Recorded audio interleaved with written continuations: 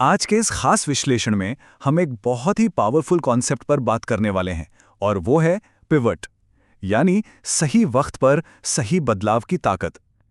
Cricket के मैदान पर चल रहा एक बेहद अनप्रिडिक्टेबल आईपीएल सीजन हो या फिर डिजिटल दुनिया में क्रिएटर्स की भागदौड़, सर्वाइवल के लिए अपनी स्ट्रैटेजी को बदलना कितना जरूरी होता है, ये हम आज डिकोड करेंगे। हाल ही का आईपीएल सीजन इस पिवट के आइडिया का परफेक्ट उदाहरण है। तो चलिए सीधे इसके अंदर गोता लगाते हैं और देखते हैं कि क्रिकेट की रणनीतियां और क्रिएटर इकोनॉमी आपस में कैसे जुड़े हुए हैं। आज की इस चर्चा में हम जिन अहम चीजों पर नजर डालेंगे वो हैं ये अनप्रेडिक्टेबल आईपीएल सीजन, कप्तानों पर मंडराता हुआ खतरा, राजस्थान का प्लेऑफ तक का सफर और उनका सक्सेस फॉर्मूला। और फिर हम गियर शिफ्ट करेंगे बिग टेक एल्गोरिथम से जंग और प्लेटफॉर्म इंडिपेंडेंस की ओर पिवट करने की स्ट्रैटेजी पर। शुरुआत करते हैं हमारे पहले सेगमेंट से, एक ऐसा अनप्रिडिक्टेबल आईपीएल सीजन जिसे इसके बड़े क्रैश और जबरदस्त कमबैक के लिए याद रखा जाएगा। लीग फेज अब पूरी तरह खत्म हो चुका है। पंजाब और केकेआर जैसी मजबूत टीमें एलिमिनेट होकर बाहर हो चुकी हैं।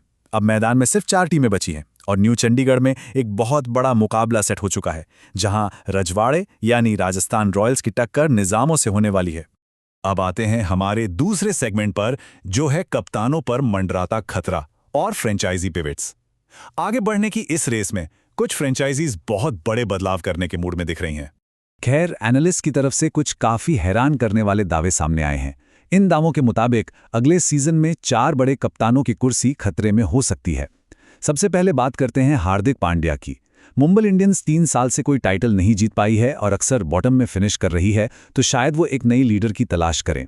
दूसरा नाम है ऋषभ पंत का। लखनऊ सुपर जायंट्स के लिए उन्हें काफी महंगा माना जा रहा है और टीम लगातार 3 साल प्लेऑफ मिस कर चुकी है। उधर केकेआर में अजिंक्य रहाणे के स्ट्राइक रेट पर सवाल हैं, लेकिन सबसे चौंकाने वाला क्लेम चेन्नई सुपर किंग्स के लिए है। कहा जा रहा है कि ऋतुराज गायकवाड़ की कप्तानी का असर उनकी बल्लेबाजी पर पड़ रहा है और ऐसे में फ्रेंचाइजी संजू सैमसन जैसे अनुभवी खिलाड़ी को लाने का पिवट कर सकती है। अब ये दावे असलियत में कितने बदलते हैं, ये देखना वाकई दिलचस्प होगा। चलिए अब फोकस करते हैं राजस्थान रॉयल्स के इस कमाल के सफर पर कि कैसे उन्होंने गुवाहाटी से लेकर प्लेऑफ्स तक का रास्ता तय किया। एनालिस्ट का जो नजरिया है उसके मुताबिक राजस्थान का मोमेंटम असल में गुवाहाटी के होम एडवांटेज से बना। वहां उन्होंने आरसीबी, मुंबई और चेन्नई जैसी टॉप टीमों के खिलाफ 3 बहुत ही क्रूशल मैच जीते। इस हेड स्टार्ट ने उन्हें 4 शुरुआती जीतों की एक सॉलिड कुशनिंग दे दी। बेशक इसके बाद टीम थोड़ी लड़खड़ाई, लेकिन वो शुरुआती 4 जीते उनके पूरे सीजन को बचाने के लिए काफी थी। और फिर मुंबई को उन्हीं के होम ग्राउंड में हराकर जो बाउंस बैक उन्होंने किया, उससे उनकी क्वालिफिकेशन बिल्कुल पक्की हो गई। तो आखिर इस सफलता का राज क्या था? आइए उनके स्ट्रैटेजी पिवट पर नजर डालते हैं। इस सीजन में राजस्थान का पावर प्ले डोमिनेंस सच में देखने लायक था। पहले 6 ओवर्स में उनका रन रेट पूरी लीग में सबसे ज्यादा रहा और वैभव सूर्यवंशी तो जैसे एक 6 हिटिंग मशीन ही बन गए।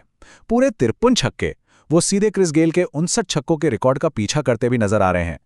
इसके अलावा जब भी यशस्वी जायसवाल और सूर्यवंशी के बीच 50 रन से ज्यादा की पार्टनरशिप हुई, टीम ने लगभग हर वो मैच अपने नाम किया। भले ही यशस्वी का परफॉर्मेंस थोड़ा ऊपर नीचे रहा हो, फिर भी ध्रुव जुरेल समेत इन टॉप 3 बल्लेबाजों ने मिलकर 1400 से 1500 रनों का एक विशाल पहाड़ खड़ा कर दिया। अब जरा इस नंबर 7 पर ध्यान दीजिए। ये कोई आम आंकड़ा नहीं है, बल्कि इस सीजन का एक गोल्ड डस्ट स्टैटिस्टिक है। दरअसल टीम ने टोटल 8 मैच जीते और सबसे खास बात यह है कि उन 8 जीतों में 7 अलग अलग प्लेयर ऑफ द मैच निकल कर आए। ये दिखाता है कि टीम सिर्फ 1-2 स्टार्स पर निर्भर नहीं थी। वैभव सूर्यवंशी ने अपनी 100 और 93 रन की पारियों से 2 बार अवार्ड लिया। फिर ध्रुव जुरेल, यशस्वी जायसवाल और रियान पराग ने भी अलग अलग मैचों में जिम्मेदारी उठाई। सबसे बड़ा सरप्राइज डोनोवन फरेरा रहे, जिन्होंने पंजाब के खिलाफ अकेले मैच पलट दिया। हर बार एक नया मैच विनर मिलना ही इस टीम को इतना खतरनाक बनाता है। सिर्फ बल्लेबाजी ही नहीं, एनालिस्ट ने स्पिन डिपार्टमेंट के कमाल को भी खास तौर पर पॉइंट आउट किया है। रवि बिश्नोई की बेहतरीन शुरुआत, रविंद्र जडेजा की सुपर इकोनॉमिकल बॉलिंग और यशराज पुजा के क्रूशल इंक्लूजन ने मिलकर एक ऐसा बॉलिंग अटैक बनाया जिसने चुपचाप 30 विकेट चटका दिए। इस स्पिन तिकोड़े ने बाकी सभी टीमों के स्पिनर्स को पछाड़ते हुए खुद को सबसे बेस्ट यूनिट साबित कर दिया। और जब बात फास्ट बॉलिंग फायर पावर की आती है, तो जोफ्रा आर्चर का प्रदर्शन सच में आउटस्टैंडिंग रहा। उन्होंने लगभग हर मैच खेला, टूर्नामेंट की सबसे तेज गेंदें डाली और मुंबई इंडियंस के खिलाफ तो गेंद और बल्ला दोनों से अकेले दम पर मैच निकाल लिया। खैर, एक बहुत जरूरी बात यह भी है कि इतनी सफलता के बावजूद एनालिस्ट ने कुछ टैक्टिकल गलतियां भी नोटिस की, जैसे नांद्रे बर्गर को ड्रॉप करना, दासुन शनाका के रोल को क्लियर ना रखना या फिर ड्वेन प्रिटोरियस को मिडिल ऑर्डर में खिलाना। लेकिन यहां टेक अवे ये है कि आगे बढ़ने के लिए आपका 100% परफेक्ट होना जरूरी नहीं है, जरूरी है सही टाइम पर सही रिजल्ट्स देना। अब इस क्रिकेट की दुनिया से थोड़ा बाहर निकलते हैं और बात करते हैं एक बिल्कुल अलग पिवट की, जो है बिग टेक एल्गोरिथम के खिलाफ एक क्रिएटर की जंग। एक पल के लिए सोचिए, एक क्रिएटर जिसके 50 लाख से ज्यादा सब्सक्राइबर्स हों, वो जब प्लेटफॉर्म से मदद मांगता है तो उसे जवाब मिलता है, आप समंदर में 2 बूंदों के बराबर हैं, हम आपकी कोई मदद नहीं कर सकते, हमसे कोई उम्मीद मत रखिए। ये सिर्फ एक कोट नहीं है, ये उस भयंकर हताशा को दिखाता है जब सालों की मेहनत को कोई एल्गोरिदम महज एक झटके में गायब कर देता है। यहां जो कंट्रास्ट है वो सच में चौंकाने वाला है। एक तरफ वो क्रिएटर है जो रोज मेहनत कर रहा है, जिसने 5 मिलियन का फैन बेस बनाया है, जिसके हर वीडियो पर 10 से 25 हजार कमेंट्स आते हैं, और दूसरी तरफ है एक ब्लैक बॉक्स एल्गोरिथम जिसका पूरा कंट्रोल है कि वीडियो किसे दिखेगा। हालात इतने अजीब हैं कि उनके वीडियोस खुद उनके सब्सक्राइबर्स की फीड या आईपीएल टैब्स तक में नहीं आते। ये बिग टेक पर पूरी तरह निर्भर होने का एक बहुत ही डरावना पहलू है। तो फिर इस सिचुएशन का हल क्या है? जवाब है कंट्रोल वापस लेना और प्लेटफॉर्म इंडिपेंडेंस की तरफ अपना पिवट करना। इस निर्भरता को खत्म करने के लिए 3 स्टेप की एक बहुत ही क्लियर पिवट स्ट्रैटेजी बनाई गई है। पहला स्टेप है आकाशवाणी मिनी चैनल को शॉर्ट्स के जरिए ग्रो करना और वीटो ऐप का फायदा उठाना।